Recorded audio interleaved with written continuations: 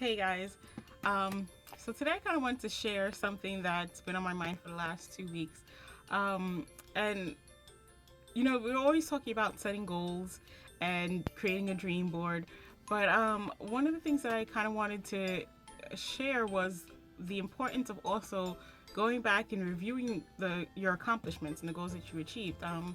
As I mentioned, we had our 130th year anniversary in New York City the other day, and one of the sections of the seminar, presentation, class, workshop, whatever you want to call it, one of the parts was that we were sharing some of our achievements, what we've accomplished with our business over the last few years, something that stood out to us.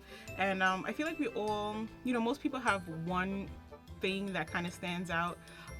Maybe it's that they put their kids through school, or they paid off school, or they were able to work while being able to stay at home with their kids. And sometimes I think we don't think about it as often as we should. Whenever we're asked the question, okay, well, what has your business done for you, or have you accomplished? There's always that moment where you're like, you're just so. I mean, this for me at least. I get so wrapped up in the next goal. What am I going to do next? And just planning ahead, and sometimes not even planning ahead, but just complaining that I haven't moved to the point where I wanted to be yet, or I haven't completed something that I wanted to do. That I don't even take the time to reflect and think about what I have accomplished. And I just wanted to encourage you guys to take some time and do that. Someone, I don't know his name, he's apparently famous, but a friend of mine mentioned that there's this guy, the guru of healthy, happy living. One of those guys. They shared with me the other day. We couldn't remember the man's name, and I couldn't look it up for you guys. I probably should have done that. But my friend mentioned to me that there's this guy who suggests that each day you list 3 things that you're thankful for. And we had that conversation, and then last week Tuesday I went out with a friend, and we heard about just being thankful for going back and saying thanks for the little things that people have done for you, or the humongous things, instead of just getting so caught up in the next thing. And it's just it's a reality of life. Things happen, good comes about, and you're so thankful for it and you're so grateful for it, and then it's just like on to the next thing. With that new change, there's going to be other changes. If that thing that has come about now affects other things. And we're talking about with money, there's never enough money, because you're like, okay, I wish I got a raise, and then when you get the raise, you're like, wow, this is not enough money, I wish I had even more money. And there's this constant climb to the next level. And I feel like it's in our lives, it's just continually the next thing. What's next? What can we do next? Where can we go from here? And rarely do we take the time to stop and just say, okay, wow, judging or looking at where I was and where I am now, I've made some really big steps, or I've accomplished a lot, or this is something that I really need to be thankful for. So lately I've just been trying to be conscious of those moments, those where I have time to think about what I'm thankful for, and really take the time to stop and just be appreciative of the fact that I was able to make that leap or accomplish that thing.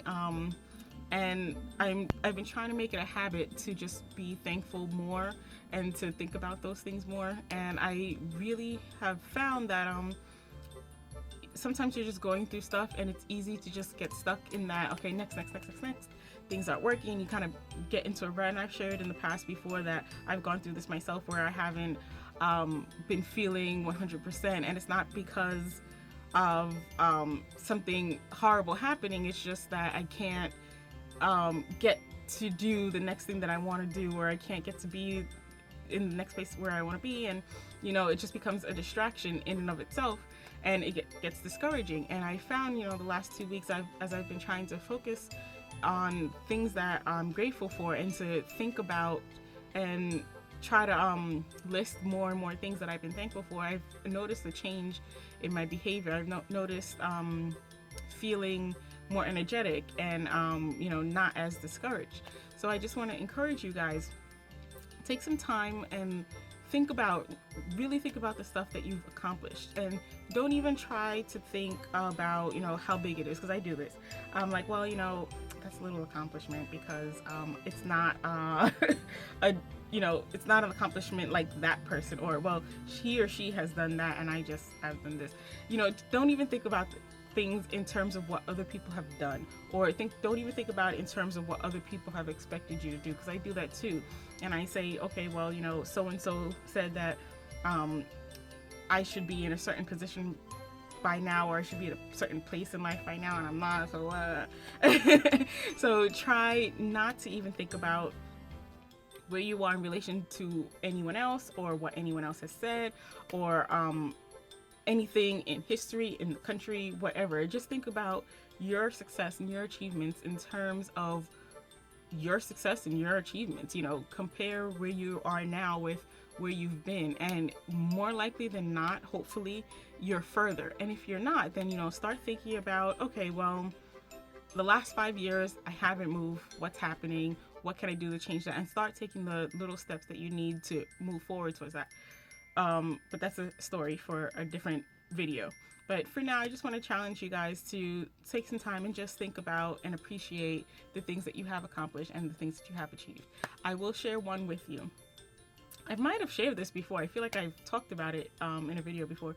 But one of my small goals when I remember, I think I was going to a leadership meeting, and normally I would just take the subway. Here in New York City, you can get almost anywhere via subway, but there's the regular train. New York City MTA has the regular trains, 250 underground subway, but they also have what they call the Long Island Railroad, which is a little fancier, way more expensive.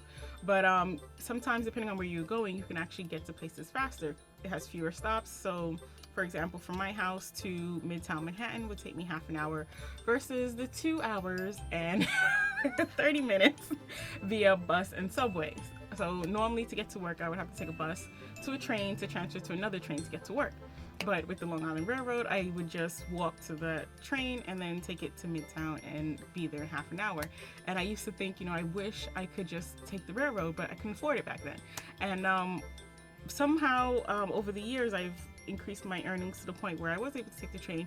And I was so excited for that first week or so.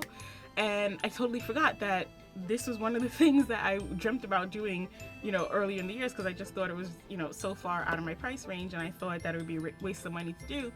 But now that I'm able to do it, it just became like nothing to me, and I wasn't even thinking about it. But it came to my mind the other day that this is an accomplishment. This is something that I wanted to do, that I'm now able to do, that I couldn't do before. I should celebrate that and be thankful for it. So now I've been trying to remind myself, enjoy this, because this is something that you've earned with your business, or, with your time and your energy and your efforts. So even though I'm not where I want to be yet, this is one small step closer to getting to that place. So start seizing those small or large achievements, and I don't care how big they are, how small they are, just celebrate them as successes and take the time to really celebrate. I know, there's so many incentives and there's so many things happening in your life that sometimes you accomplish something and then there's just no time to celebrate it. But I really want to encourage you to have that time to celebrate, even if it's, with a bubble bath and a glass of wine as your celebratory moment with yourself, or if it's going out to lunch with the girls or going out for drinks with the girls, whatever it is.